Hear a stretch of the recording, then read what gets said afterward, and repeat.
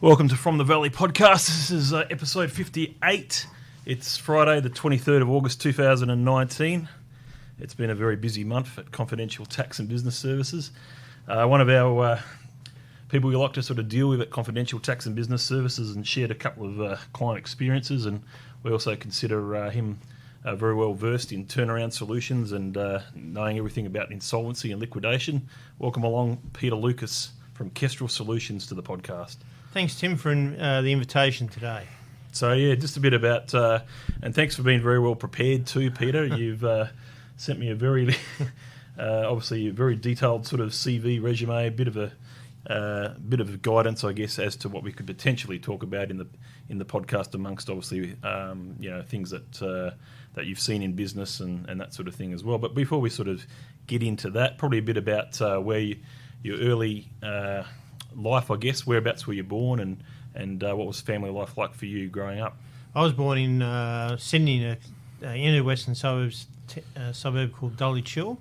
I was the youngest of four children, two older brothers and an older sister. So we had a good family, middle class life. My mother was a stay-at-home mum the entire time. So, no, we had a good.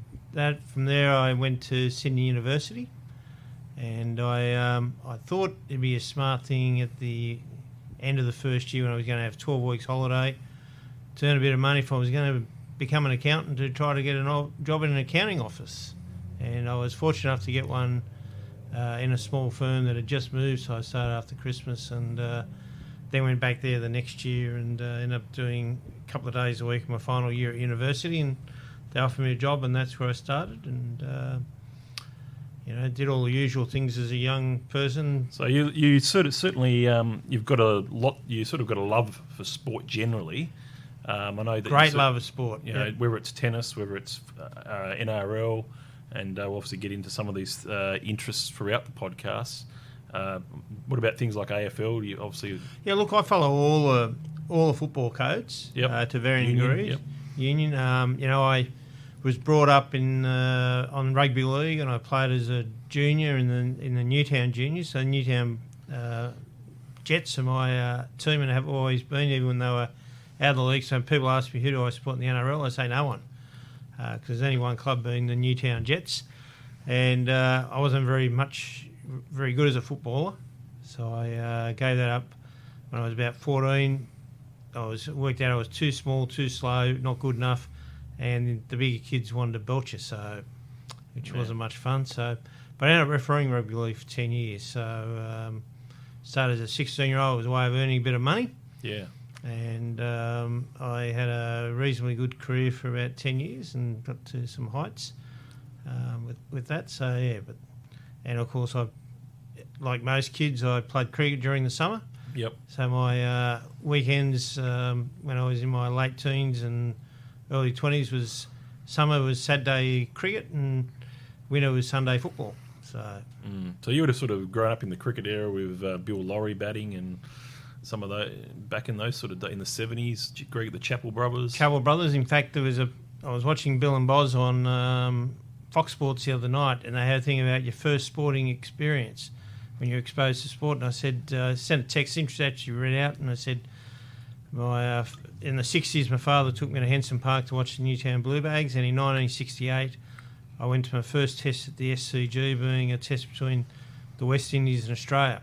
And I don't remember too much about the game, but I know from having looked back that Dougie Walters scored a double century in that game. Okay, wow. So Dougie Walters. Yeah, so all those eras, and watching Lilly and Thompson, and Lilly and Thompson, destroy the West Poms Indies. in 75. Yep. West Indies, heydays. Yep.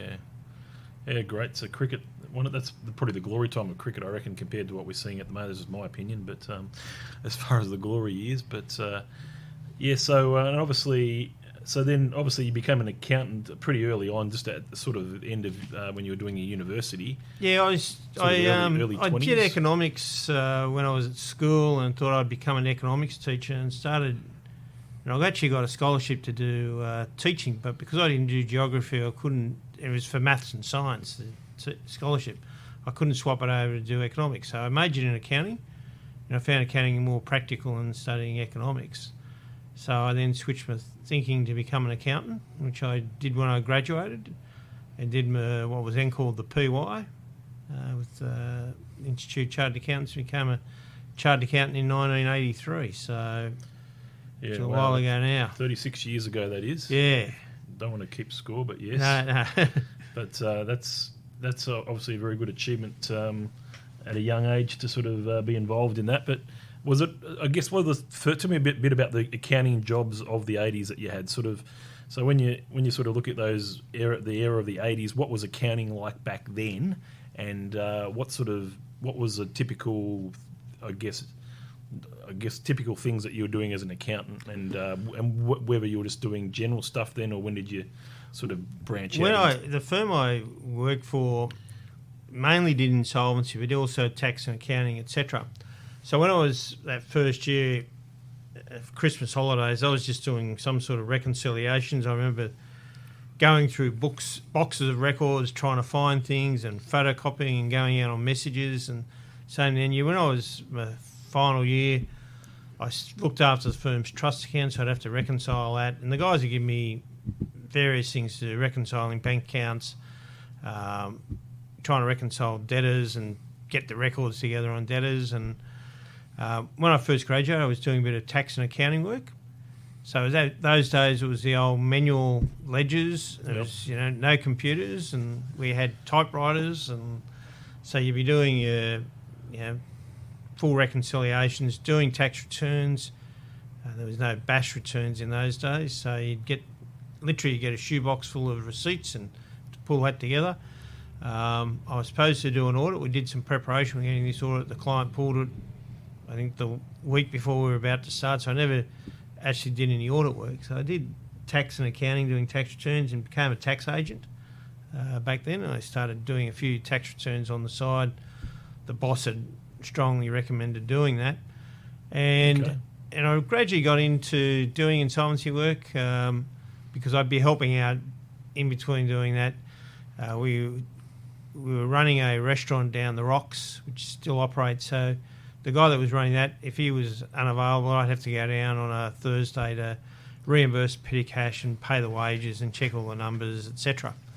So I gradually got into doing that work, and then because we're a predominantly insolvency firm, Friday afternoons was often sending us some report out, and all had to be photocopied, and we'd stand around the boardroom table, collating all the paper, all the pages, and stapling it, and often be having a beer as we're doing it. And if we found a mistake, then the poor girls have to go and redo that whole page and have to all pull it out. So I just gradually got more and more involved in the insolvency, which is when I was doing the CA, and probably by 3 or 4 years I started not doing any. I had a couple of clients I was doing their accounting work for in the firm, and then gradually dropped those off, and it was a mixture of personal bankruptcy and Part 10 work, and corporate work, doing creditors' voluntary liquidations and etc. So, and then a bit of receivership work. So it was really in the old days of the manual spreadsheets, doing cash flows, and so if you made a mistake, all had to be done in pencil, because in case you made a mistake, you'd rub it out and change. So a lot of the real basic stuff. You had to check your debits and credits. You had to learn or try to write neatly, which was always a challenge for me. But I mean, my first year of accounting at uni was back in 1996, I think, something like that. 1996. Even back then, it was all a lot of manual as far as learning debits and credits and all of that sort of thing. There wasn't any computer programs.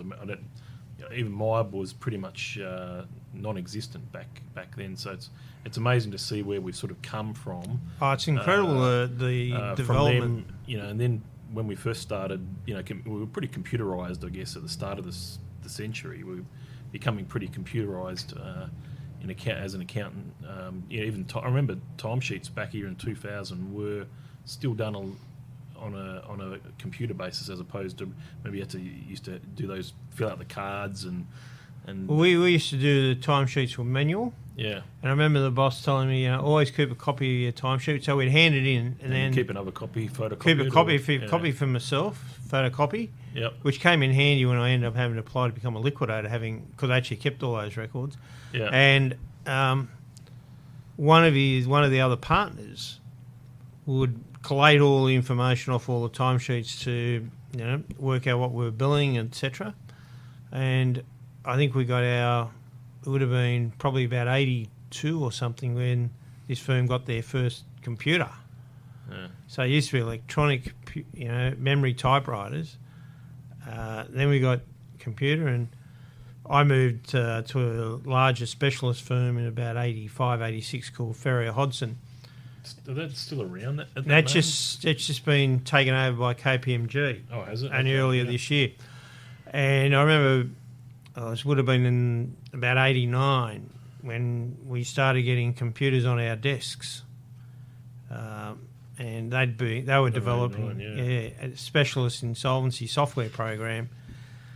So 88, 89 was when the computers started appearing on the desks, and it was the middle of that year I moved to Brisbane after I'd married a Brisbane girl and moved up here. So 1989.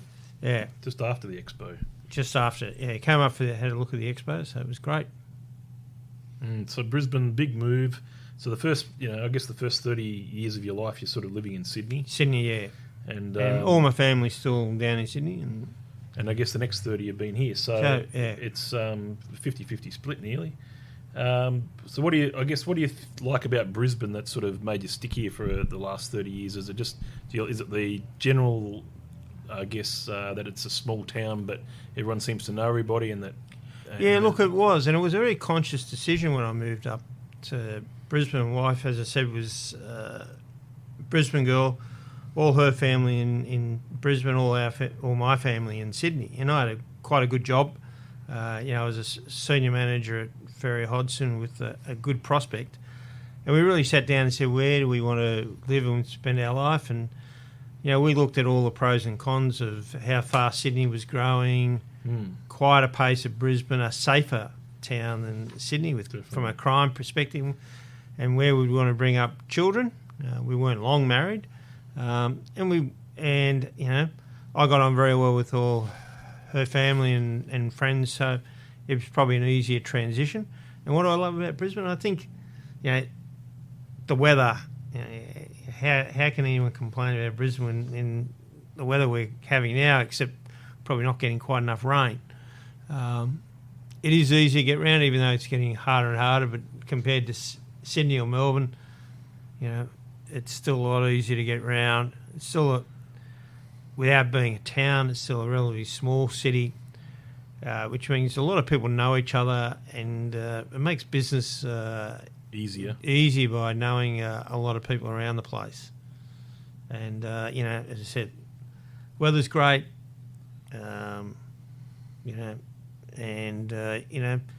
not far from the Gold Coast or Sunshine Coast, and so it's easy to get around.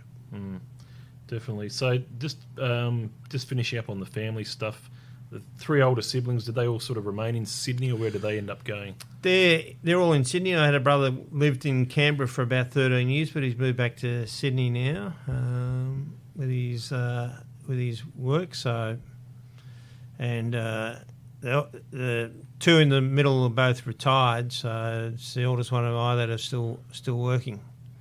Right. Okay. Excellent.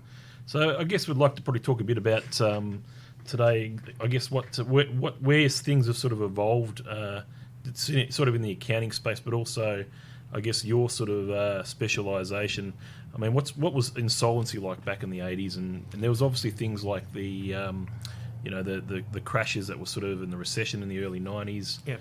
I mean, and you've seen it all. You've seen Brisbane through the last 30 years. And Sydney before that. I guess what's sort of different about insolvencies back in those days to what you're seeing in recent times? Well, I think one of the big differences, I think back in the early 80s when I started, creditors didn't really understand a lot of the process, and they just went along. Like, our fee resolutions didn't have a cap. They were just saying our fees are at these rates, which will vary from time to time, and then we were just able to draw fees. And no one really scrutinised a lot what insolvency practitioners did then, where creditors are a lot more knowledgeable now. There's a lot more regulation around it. You know, the Act, I've still got a copy of the 1961 Companies Act, which was what the Companies Act was all based on back in the early 80s. And it's like about 2 inches thick compared to the Corporations Act now, which is so much thicker, just like the Tax Act has grown. So we've got a lot more regulation around it.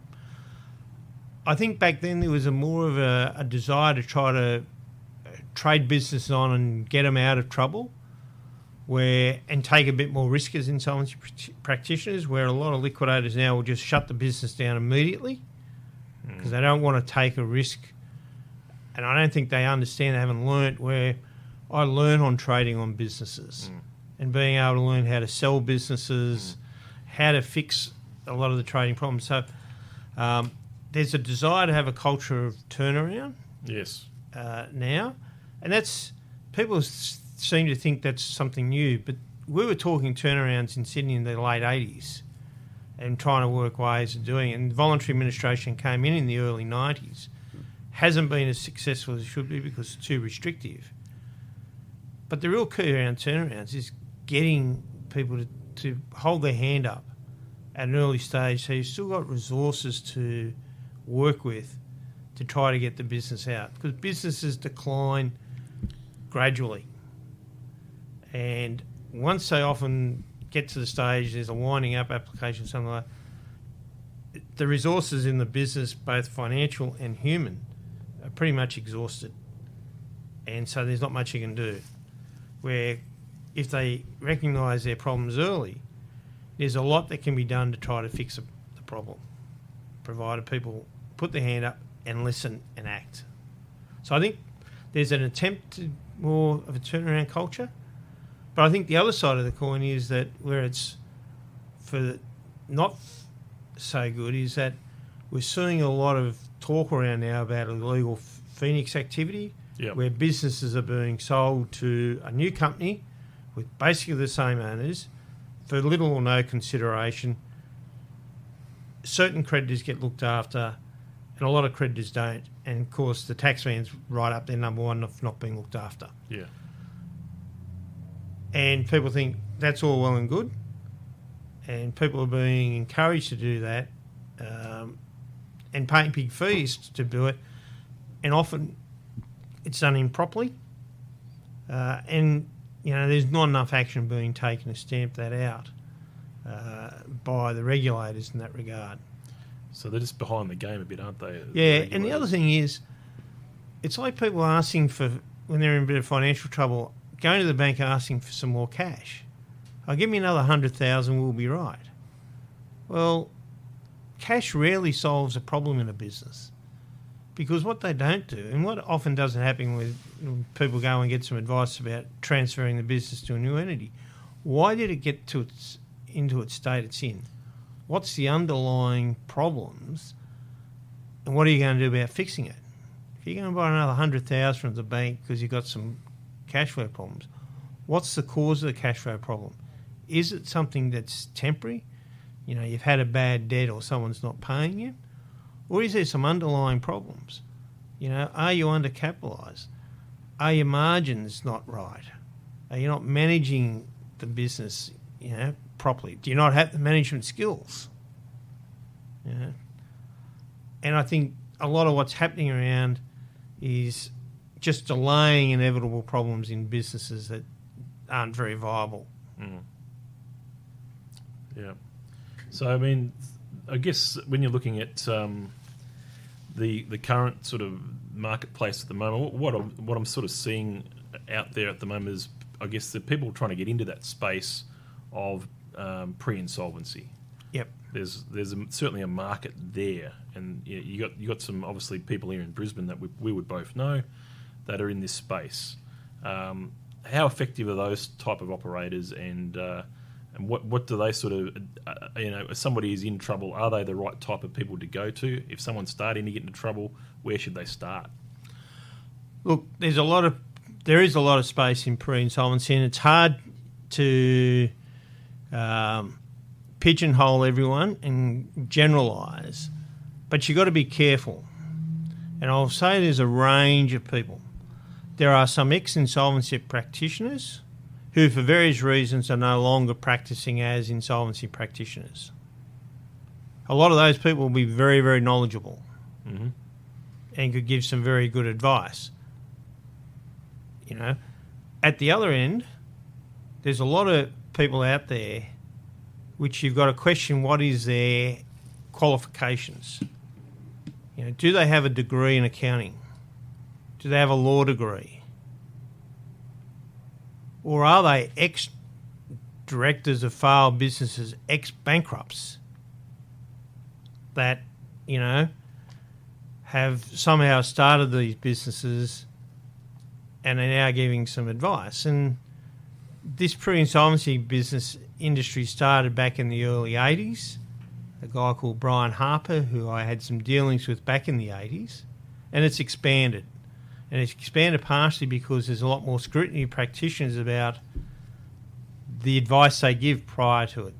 So what they often did was refer them to these pre-insolvency advisors who would give advice as to what to do, and then it come back to those practitioners.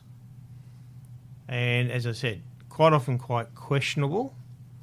Could be some very, very good ones. And the critical things are, what are their qualifications and what are their ethics? Because I think one of the saddest things around at the moment, I think we saw that through the Banking Royal Commission, is the erosion of really good, strong ethical behaviour that stands out above making money. You know, what is the advice? Is the advice the right advice for the person, or is it the right advice for the advisor? And I think people have got to be, and I know directors of companies have told me, and we've seen it in material, they'll get bombarded when they've got financial troubles by these pre-insolvency advisors promising the world. Yeah. When they cannot often deliver anything. And I've sat across from someone and questioned the advice that they'd given, not in writing, knowing it's wrong, and when you start questioning, they just go very aggressive. One guy threatened me, kicked me out of his office when I asked him a very simple question, but his advice had been wrong. And of course, a lot of owners, business owners, don't know, and they're afraid to go and spend money of getting good, proper advice. So where would I start getting advice? Yeah, that's where coming back to the question. Yeah. I guess, yeah. I think you've got a choice of, besides talking to your actual accountant. Yeah, because obviously I think having a good relationship with the accountant and having the accountant do the right thing with that business, very important as a starting point. Yep. So, yeah, obviously they need to be fully aware of the situation. They should start. The other person is possibly your solicitor. Yep. So you can get proper legal advice. And then you do want to be referred to someone who is a specialist in insolvency and turnarounds. So they should be they should have professional qualifications, and they should be either a member of the Turnaround Management Association or the Australian Reconstruction, Insolvency and Turnaround Association, otherwise known as a RETA. If they're not members of those two associations and they're talking about pre-insolvency advice, then be careful. And furthermore, if your problem's around tax, as direct a penalty notice, garnishee notice, or you have a tax debt and want to negotiate, if they're not a lawyer or a tax agent, then they can't give advice. So I'm now a tax agent. I don't do any tax work except specialising in advising people with tax debt issues. Yeah. Yes. Never asked me to do a tax return. No. Because I will refuse to do it. Yep. But I can advise where a lot of these pre-insolvency advisors, are they tax agents? Are they qualified? Yeah. Are they qualified? Yeah, that's very, very good points. Very, very good points there in relation to that. So I guess you've seen a lot of stuff. You've experienced. You've seen a lot of businesses that have sort of gone the wrong way, and in some cases they've been able to dig their way out. Yep. I guess you've seen a lot. I mean, what do you think? What do you think the characteristics of a business that I guess stop it from going into that funnel of the liquidation into the abyss, I guess, to a degree, as opposed to being able to work a solution to be able to get them out and get them on the right path? Look, I think it comes back to a more fundamental question. Firstly, Tim, and people often ask me, why do businesses fail? Yeah, okay, start there. And I say, look, there's two fundamental reasons. Most, and there's been no research done to my knowledge, most small businesses will start off being undercapitalised, probably 98, 99%. And Tim, I think if you were honest, you'd probably say, yeah, we were probably undercapitalised. I know my business was undercapitalised when I started. And when I talk about undercapitalised, borrowing money against your home or your parents' home or some other asset and tipping that money into business is not capital. It's still debt because you're paying interest on that money and you have a time frame to repay. True capital is money you can put into the business, not require an immediate return, so it can stay there to fund the business. So that's most small businesses start off. The question is, will they become properly capitalised? And therefore, will the balance sheet and the equity in the balance sheet start to build up over time and be sustainable to meet downturns? And that's what the QBCC is trying to see with their financial requirements in the building game. The other issue is management, and I call it management capital. How strong is the management skills of the business owners when they start up? In my experience, I can't think readily of a business that's failed where the owners have been technically bad at their trade or profession, if that's their core trade or profession. I've seen marketing people buy manufacturing businesses and that fail. Of course, yep. Because they haven't had the right skill sets to manage the manufacturing side. But I haven't can't recall any electrician that's failed. So they've got the technical skills. Maybe when they employ some of the staff as they grow, they might not employ always good tradesmen, but it's their management skills, which are rarely taught to any great depth at university or trade school, etc., TAFE colleges. And if you think of the skill sets a small business owner's got to have, he's got to be an entrepreneur. There is a visionary. When he's starting off, he's got to be an accountant to do the books himself. He's got to be a salesperson. He's got to be a marketer to get the opportunities to sell. He's got to be a good purchasing officer. He's got to have, once he starts getting staff, he's got to be good at HR. Yeah. So you've got a whole set of skills, and no one's good at all those things. And, of course, they try to battle on, and therefore, do they develop their business and skills to make the right decisions, bearing in mind they're also often cash-strapped as a startup. And the problem with being undercapitalised is a disconnect in business between when you get your cash in and when you've got to pay it out. Most businesses are paying out the cash before they get it in from their customers. You got to pay the lease on the premises on the first of the month. You got to pay wages weekly or fortnightly. But then if you're not in a retail business, you're invoicing the customers and waiting 30, 45, 60 days.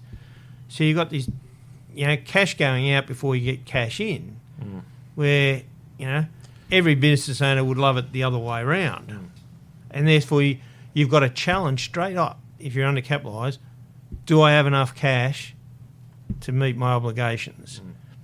And so creditors become the funders of the business. The ATO do, yeah. Yep. And, of course, most startup people, glass half full, going into business, will be over-optimistic about the revenue coming in and underestimate what their expenses are going to be, which further exacerbates how much cash do I really need to start the business. So once again, and that's why one thing that hasn't changed over my career is the coin about the tax office being the fifth banker in Australia. Fifth biggest, yeah. Yeah. Yeah, so a few things that I'll probably bring up and talk about, but and obviously you just mentioned a point there that got me sort of, I guess, asking this particular question. A lot of businesses, when they're looking at growing, because growing is, obviously you're talking about undercapitalised, and it's very hard for businesses that are going in the right direction to be capitalised to start off with. Is debtor finance good finance when it comes to funding debtors? I think, once again, it's something you can't just generalise. Yeah, but from what I think it's a good form of finance for businesses that are growing quickly, because growth drains cash. Yep. And so if you're undercapitalised but growing quickly, how do you catch up? You need some funding, and with the way banks are now operating, the traditional overdraft, security, an unsecured overdraft is very hard to get except for a very small amount. So a growing business is not going to be able to have much of that. So debtor financing, I think, is an appropriate type of financing for a fast-growing business. But you've got to recognise that if you're going to fund your debtors and therefore giving away some of the cash to the funder, you've got to manage how you spend your cash to make sure you don't get yourself in a hole. Yep. So it comes back to a discipline around cash flow management. You've got the cash in, you can't take it out now and go and buy the new jet ski or... Of course. Yeah, so there is a purpose for it. Obviously, otherwise it wouldn't exist and be as popular as it is. And I think it's become a better product and not as costly. It used to be a really costly product. Now it's far more affordable, and we're starting to see some players starting to have a supply chain finance option where you're effectively financing your creditor. So, and I guess the other part of this is that there's obviously another market out there that I guess preys on giving out the high interest sort of unsecured loans to businesses. They become a bit more prevalent. And what do you think of these types of gig economy type lenders that are out there that aren't really that regulated? They're not very regulated, so people have got to be careful. And you're going to have, once again, a range of parties. You're going to have some that are very ethical and try and do the right thing, but they're funding high-risk money. And it's the old saying, the higher the risk, the higher the cost. So, if you want an unsecured loan, you've got to expect to pay a higher interest rate than one that's, secured against real property. So they have their place. But as I said earlier, more cash into a business doesn't solve the underlying problem. You might need cash to help get you through, but if you don't fix the underlying problems that cause the hole, then you're potentially only delaying the inevitable. And where I think a lot of things fail is really identifying the underlying cause of the problem. And even ASIC, if you go on their website and you look at, when we do our reports to ASIC, we have a form we've got to fill out and sort of got to drop-down boxes to the cause of failure. And a lot of their causes are really symptoms. Say trading losses. Inadequate cash flow is a cause of failure. They're the final end. The real question is, what caused the inadequate cash flow? What's caused the trading losses? And what can you do to fix it? And I don't think there's enough challenge in thinking of what those underlying problems are to address that issue. And I can give you an example. I was receiver of a shopping centre for about 6.5 years. So a number of tenants come wanting rent relief. And we always ask the question, what's caused the problem? And we say, what are you going to do with the money that you're saving not having to pay rent for 6 months or 3 months? And what's your problem, and what are you going to do to fix your problem? And if they came up with from our point of view, is a good plan of what they were going to do and a good explanation of what's got the problem, they always got favourable treatment from us. If they were just looking for us to then pay the taxman or something, we were sort of pretty hesitant. And we also want to know who else was going to share some pain. If it's a franchise, is their franchisor supporting them? So they're appropriate, but they're not the saviour. They're not the panacea to the problem. I've obviously been an accountant. It's coming up to 20 years, so you see quite a bit. But one thing I have noticed is that I guess people going into the wrong business, they sort of have an idea that they sort of like the idea of buying a shop or going a club or a bar or licensed club. Areas that I'm seeing even in Brisbane over this period of time have been fraught with danger if as far as being able to keep the business going for an extended period of time because the industry's is what it is, and if you're just walking in without too much of a plan, you're just gone.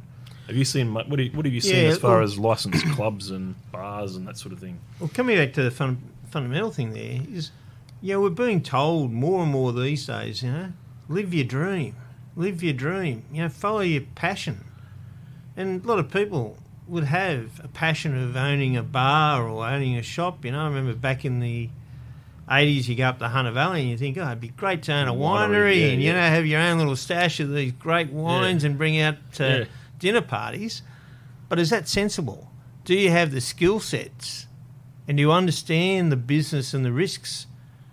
And I think it's too easy for people to go into a business without fully understanding the implications, not knowing whether they've really got the skills, or not fully appreciating all the complexities and the level of competition. There's more and more competition out there, and you've got to turn around and say, well, if I'm going to take business away from someone else, they're not going to sit there and say, great, Tim, you've just taken 20% of my business. Fantastic, mate, well done. They're going to fight back. And therefore, how are you going to manage that? And so I think as much as, once again, we're taught to try to have a glass full approach to life, it's not bad sometimes to have a glass half empty, to think about what the risks are and how do you mitigate. And I can give you lots of examples. I remember sitting at dinner table with my brother-in-law and his wife, who'd been very successful in business, had just sold a franchise. They'd built it up to number 2 in the state, number 4, I think, in Australia. And they were looking at businesses back here in Brisbane. And over the dinner table, they probably talked to me about 5 or 6 businesses, and I raised all these concerns and issues about each of them, and they didn't proceed with them. They ended up buying another business. They did well out of it. Well, that's good. But it is thinking about all the risks. Yeah. And I don't think, and doing the due diligence, people don't do enough. And they're not, they don't want to spend the money on getting professional advice to look at the problems. And, I can give countless examples of how we've helped people recognise the problems of buying a business and then talking about what they can do. And one of the things I'm doing, moving more into coaching and advising people, because I've run over 120 odd businesses. I've sold 70 or 80 businesses over my career, and I've shut down a lot. Of just being there as somewhere there they can bounce and saying, is this a good idea? Is this a bad idea? Let's talk about the risk factors. And how do you have an exit plan? Steve Covey's, one of his 7 habits, is start with the end in mind. The venture capitalists, the private equity, have always got their exit strategy worked out before they start. So how many business owners don't know their exit when they go and buy the business? What's their vision? If they got a clear vision, document it, plan. Don't stick rigid to it. Adapt and move with those things time, and keep talking to your accountant about these things. Yep, definitely. So, That's some really good advice, Peter. That's some excellent sort of insight into some advice that people listening to the podcast, they're wanting to know a bit about what is out there when it comes to running a business and trying to avoid some pitfalls and things they really need to sort of take into consideration from being able to fund the business type view as well. So I guess. Coming back to what Kestrel sort of does, so you sort of specialise more in the sort of turnaround solutions. So, Yep. I guess, and you also you are a registered liquidator, aren't you? So, I am, yeah. So I guess there's obviously two different things going on there when it comes to Peter Yep. Lucas that you obviously got to focus on. So I guess what you sort of get most enjoyment out of is, I guess, being able to utilise the turnaround solutions, be able to see a business sort of go back up. I in the right love direction. I love seeing businesses survive and prosper.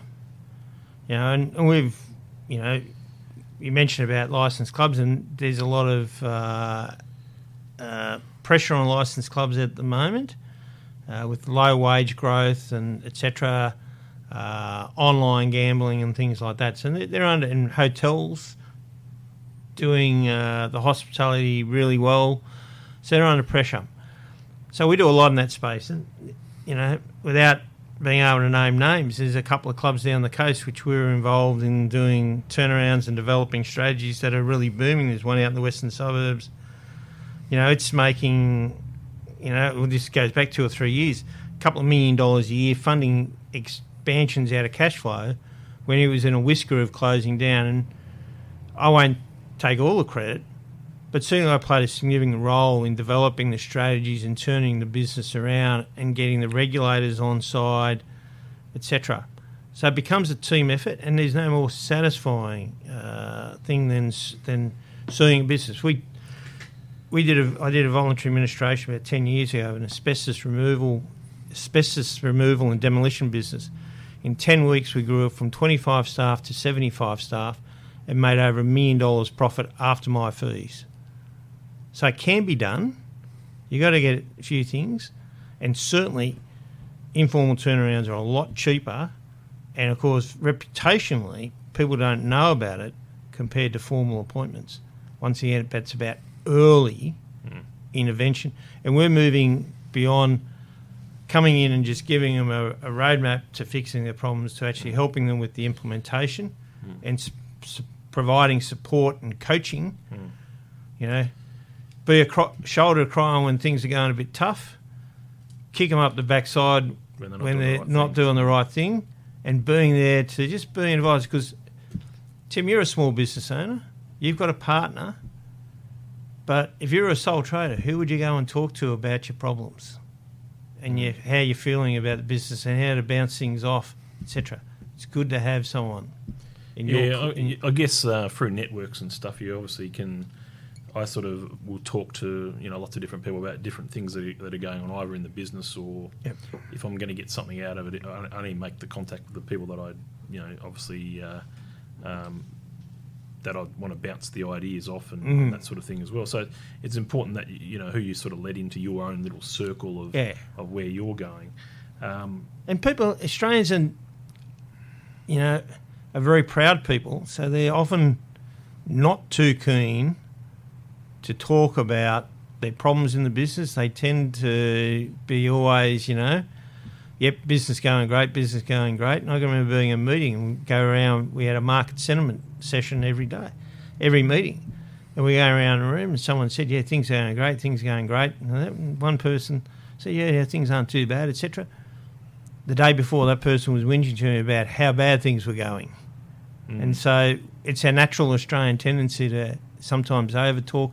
So it is important to have some people where you can be really honest with about and who will support you.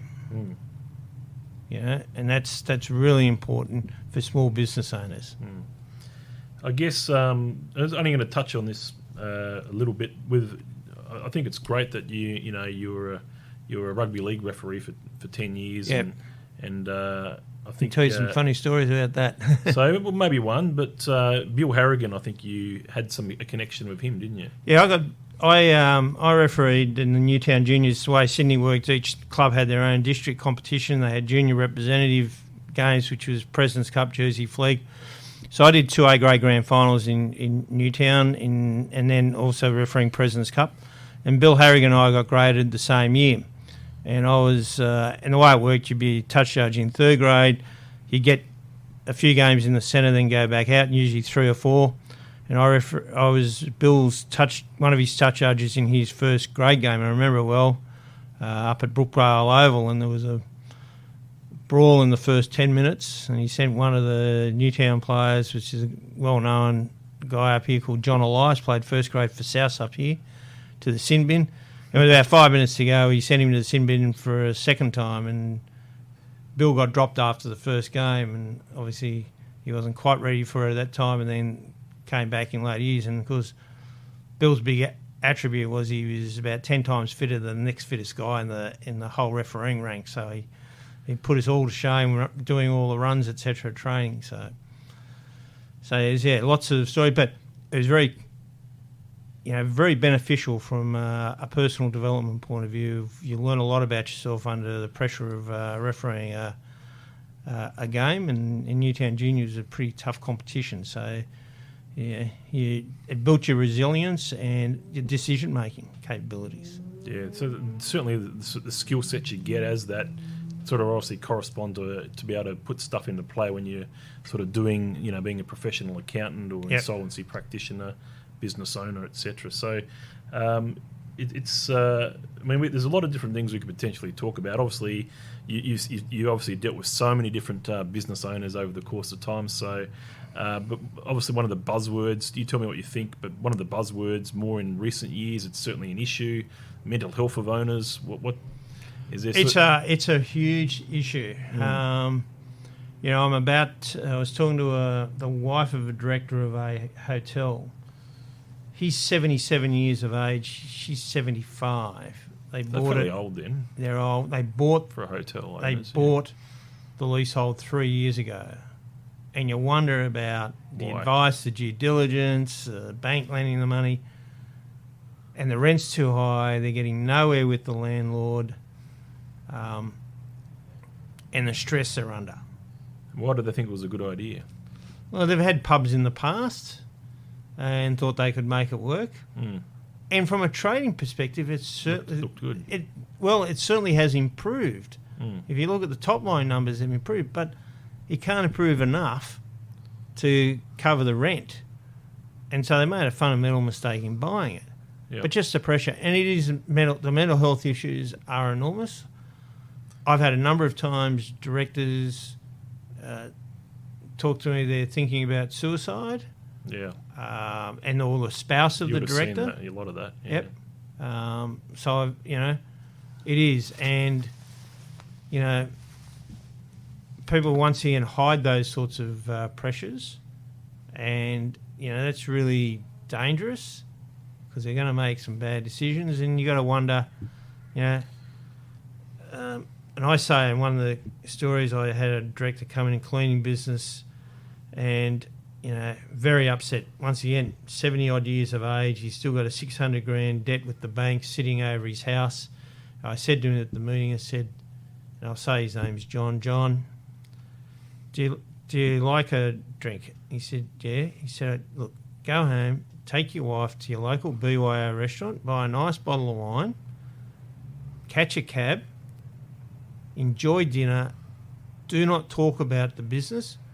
Talk about the things, the really good things of when you first met, first got together, first got married, etc., and just try to enjoy the night. Well, he's been sending me Christmas cards and little notes for about the last 5 or 6 years or 10 years. Mm. And he'll ring me every so often, and one of the things he always thanks me for that advice, because at the end of the day, money's money, but your life, your health, your relationships are more important, and it's a proven fact that financial stress is one of the major causes of relationship breakdowns. Mm-hmm. So, the more we can do to help, and I think the professions, accountants and lawyers, have got to start really thinking about and looking for the signs of when their clients are starting to show signs. of mental health. And now accountants, with cloud accounting, you can see the numbers almost daily if you wanted to see how your clients are travelling, rather than getting a set of financials, almost 12 months after the event and saying, well, what's happened since then? Now you can be keeping an eye on your clients from a month-to-month perspective and have the courage to have those questions and dialogue around their mental health. And technology certainly allowed that to happen. It's certainly been huge with the cloud technology, and will only sort of be more enhanced over the next decade or so when it comes to being so visible, and just we're sort of getting into an area that's just less and less to hide when we're seeing all of this sort of thing going on. Single touch payroll, and super, and there's going to be coming in the tax office disclosing non-payers to the credit reporting agencies and personal liability. It's all there designed to, get people to action problems sooner. And it's better to fail quickly than fail big. Probably last thing to do with business I wanted to talk about was probably the just on the building industry in southeast Queensland. QBCC, we've seen a lot of changes with QBCC from the BSA days, just over the last 10 years. I guess what do you think of the financial? What do you think generally? Every business is going to be different, but what's the general feeling that you're getting from the financial health of, I guess, all the businesses in the building industry here in southeast Queensland? Look, I actually put a submission into the QBCC when they came out about reintroducing the financial reporting, supporting it, because I think in a way, the more businesses understand where they're sitting financially on a regular basis, the better decisions they can make about their business. So I don't think it's a bad thing. Whether all the ratios are the right ratio as far as net assets to turnovers, etc., I think that's the case. Do there need to be more consultation, and businesses are getting in a bit of trouble to try to work them through to see whether they can? I think definitely should be. Suspension's a really serious thing, because as soon as it's out publicly that a builder's licence suspended, it's almost a death knell, it can be. So I think there needs to be another phase in there where they try to work through, but really understand the business. One thing that comes to this capitalisation, and it's traditional, the margins in the building game are so thin that so often it's been the next job's paying the last job's debts.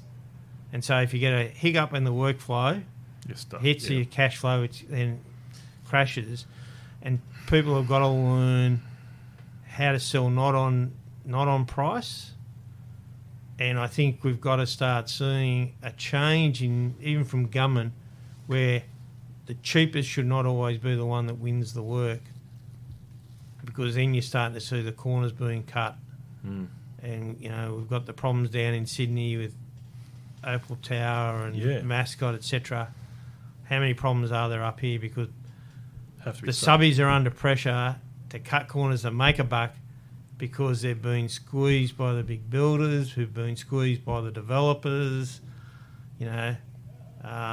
Something's ultimately got to give in that regard, where people have got to get a fair profit and get paid a fair price for their risk and the work they're doing, just like the unions want the employees to get paid a fair wage, but they've also got to do a fair day's work for that fair wage. Just on that, I mean, I still think remuneration for people working in that industry is still fairly at a decent level. It hasn't sort of, it's not really a backscale or anything like that, which you may expect over time, but it's certainly, from what I'm seeing, it's the paying in that industry is more than adequate. But there's obviously some risks involved, as we sort of alluded to. Obviously, one of your passions is golf, and I do thank you very much for coming along to the charity golf days over the last few years. That's for sure. It's been my pleasure, Tim.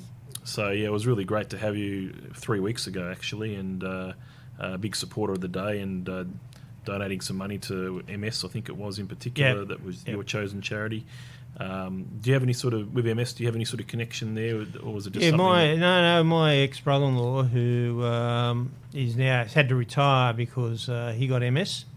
He's a very good sportsman. I think his golf handicap got down to about 80. He only started golf after he retired from playing baseball. His second game of golf was the day of my wedding, but and I could see then how well he hit the ball. So seeing someone sort of get diagnosed with MS and the impacts that have on their lives, etc. Recently, I've got a client whose wife's I consult to. His wife's got MS, and a neighbour that his wife was has MS as well. So I've seen it, so that resonates. But there's so many worthy charities out there. Sometimes you've got to make some decisions, and you pick those that are sort of a bit closer to you than maybe others. Yeah, no, it's definitely the ones that are close to your heart. But it's certainly good to be able to support them as well and be able to help those charities with their fundraising and that sort of thing. I mean, obviously, charities generally in Australia, there's a lot of. I mean, what I'm seeing is a lot of people like to support lots of different charities in Australia. So there's certainly going to always be a market when it comes to those charities to be able to, for their research activities, for donating to worthy individuals or groups that may need those funds. So it's a great culture that we've got here in Australia. And that's one of the things I really love about this country, that we can actually go out and do that. And it's incredibly important, and. When you talk about research, I've just recently sold a medical research company business. It's the first time I was appointed administrator of this medical research business back in about April, May, and we were able to get a sale as a going concern. And when I was appointed, they were partway through a clinical trial, human clinical trial. So to me, it was important to try to keep the business going and to get a quick sale so that research can continue on. I was talking to the medical director of that business, who's now linked with the new one, and he said they've just secured their first next lot of funding, and that's to try to get a vaccine to treat neck and head cancers. So that's important stuff. Far more important than winning a golf day or having some success in business, but trying to help